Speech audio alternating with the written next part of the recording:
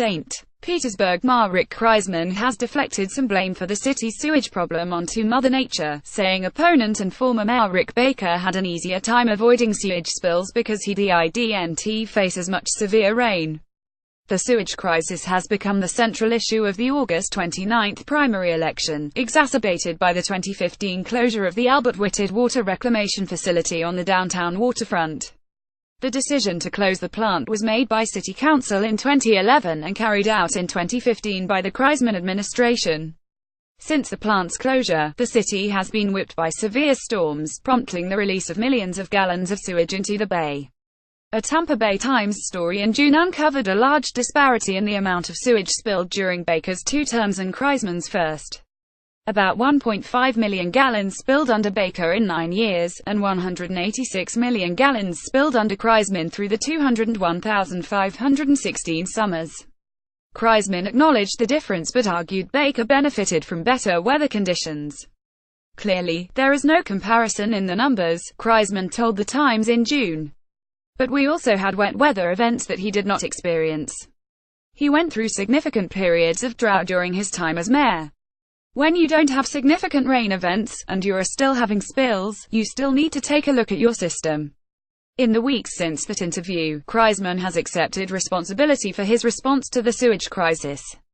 We were still intrigued by Kreisman's explanation to the reporter. So we checked out whether it really did rain more under Kreisman, whether there was more drought under Baker, and what effect the weather really played in the system spilling nearly 124 times more under Kreisman than Baker.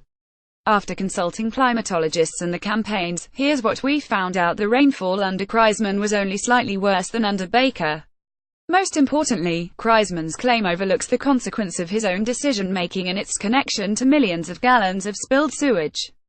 The average annual rainfall at Albert Whitted Airport was higher during Kreisman's term, but not by as much as he made it sound.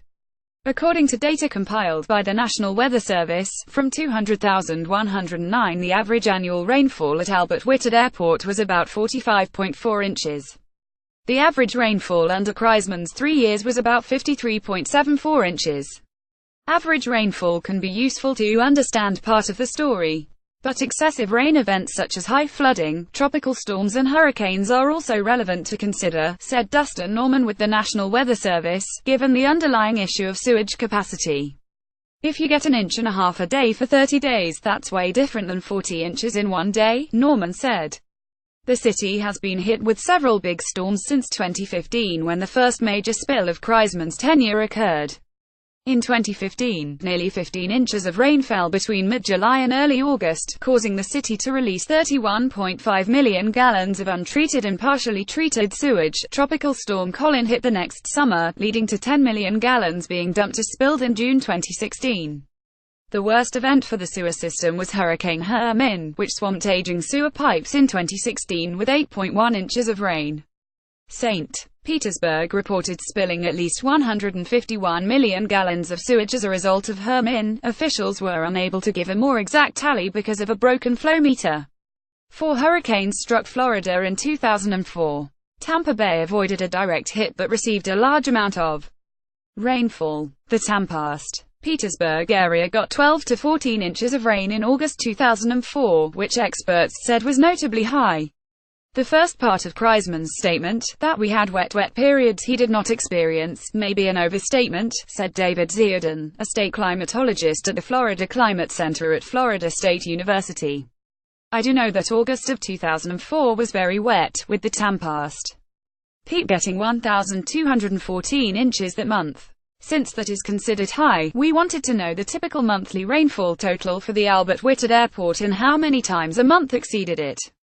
Daniel Brulett, a climate services specialist at Florida State University, helped us out by compiling monthly rainfall totals from the airport from January 1987 to December 2016.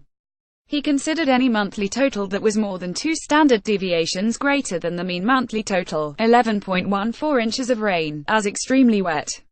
Under Kreisman, 5 of his 43 months in office exceeded the mean of 11.14 inches, about 11.6% of his months.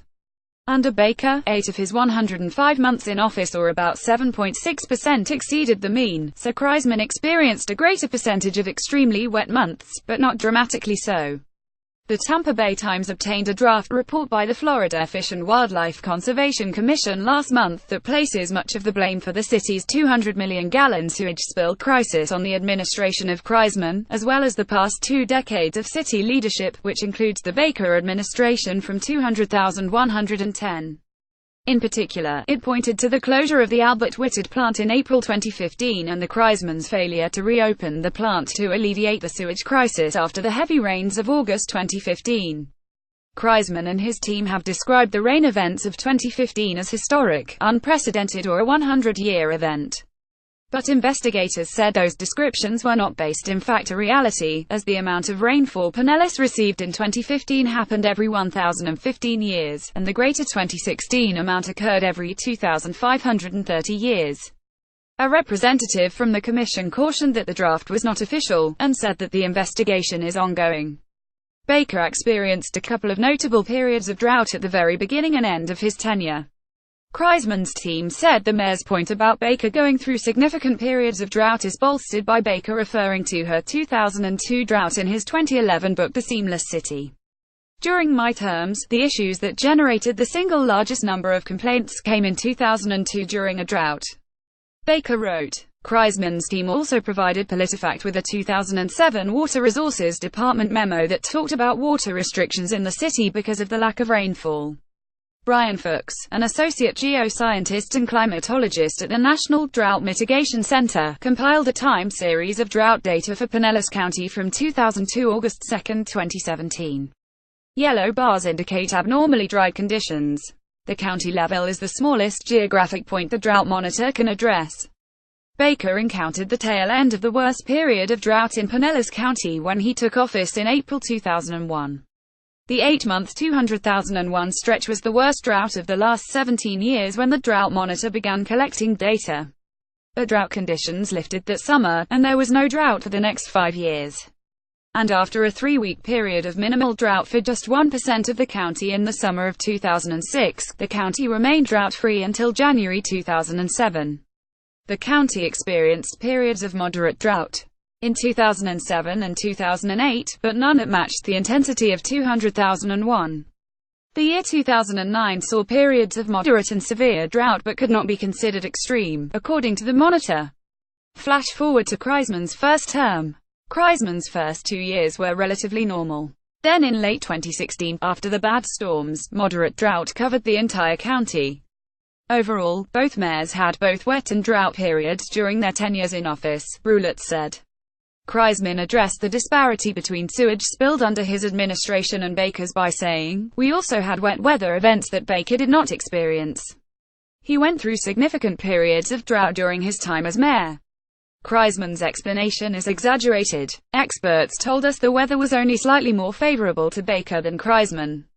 Both mayors experienced significant rain events and some drought.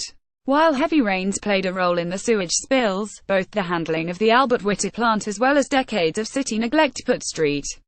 Petersburg's massive sewage problems into motion. The statement contains an element of truth but ignores critical facts that would give a different impression. So we rate this claim mostly false.